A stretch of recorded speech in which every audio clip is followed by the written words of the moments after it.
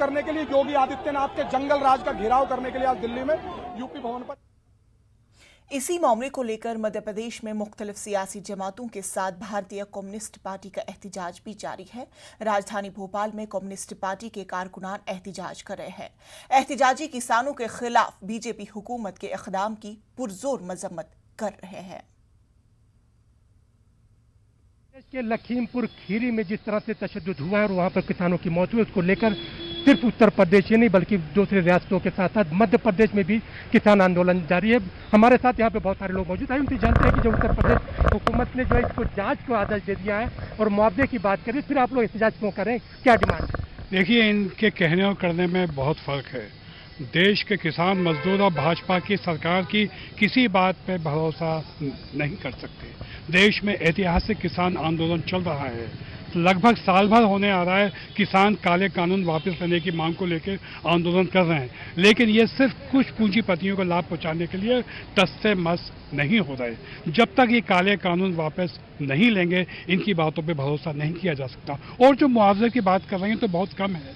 किसानों की जान चली गई, किसानों के जीवन से खिलवाड़ हो रहा। और दूसरी बात यह है कि ये भाजपा के लोग, कहावत है ना, चोरी और सीना चोरी, ये चोरी करते हैं और इसका हम विरोध कर रहे हैं। ये हत्याएं कर रहे हैं देश के किसानों की, हम विरोध करते हैं तो ये कहते हैं आप किसानों की लाशों पर राजनीति कर रहे हो। ये बहुत अक्षम्य अपराध है, इसको माफ नहीं किया जा सकता। आज भारतीय कम्युनिस्ट पार्टी और अखिल भारतीय किसान सभा यहाँ प्रदर्शन करके ये मांग करती है। आज पूरे देश में हम लोग प्रदर्शन कर रहे हैं इन हत्याओं के खिलाफ कि केंद्रीय मंत्री मिश्रा के बेटे के खिलाफ हत्या का मामला दर्ज किया जाए और वो लोग जिन्होंने किसानों की हत्याएं की हैं, किसानों को परेशान किया है, किसानों के जीवन से खिलवाड़ किया है, उन सब के खिलाफ आपराधिक प्रकरण दर्ज करके सख्त कार्रवाई की जाए। और कार्रवाई की जिस तरह आप मांग की, यहाँ पर जो है सरकार ने जो है एक रिटायर्ड जज हाई कोर्ट के, उनकी निगरानी में जांच कराने की बात की है, इसको किस तरह देखते हैं?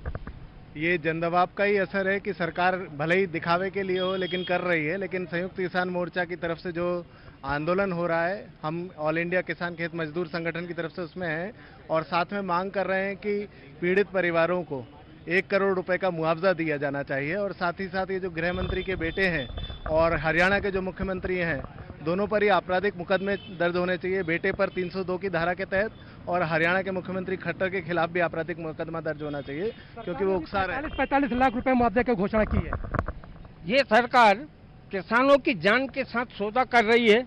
आज 10.5 महीने होने पे आए हैं और देश के किसान दिल्ली की बॉर्डरों पे बैठे हुए हैं और सरकार हिटलर शाही अपनाए हुए है। कल जो लखीमपुर खीरपुर उत्तर प्रदेश में घटना घटित हुई, ये साधारण घटना नहीं है।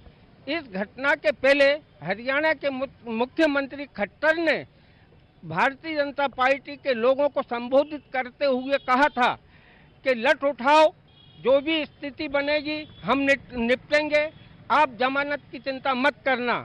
यही गृह राज्य मंत्री मिश्रा का बोल था। इन्होंने कि भारतीय जनता पार्टी के लोगों को उकसाया, उसका परिणाम हुआ कि गृह राज्य मंत्री मिश्रा के लड़के ने शांतिपूर्ण आंदोलन करने वाले किसानों के ऊपर गाड़ियां उनके चलाई और उनके गुंडों ने गोलियां चलाई। हम मांग करते हैं, आपने जो मांग की है वही मांग बार-बार हो रही है कि यहाँ पर हम आपको बता दें कि यहाँ पे तमाम लोग मौजूद हैं और ये चाहते हैं कि उत्तर प्रदेश में जो कुछ भी हुआ उसकी अदालती जांच की जाए और उनके खिलाफ सख्त से सख्त कार्रवाई की जाए। कैमरामैन मोहसिन खान के साथ मेहताब आलम, न्यूज़ 18 उर्दू, भोपाल।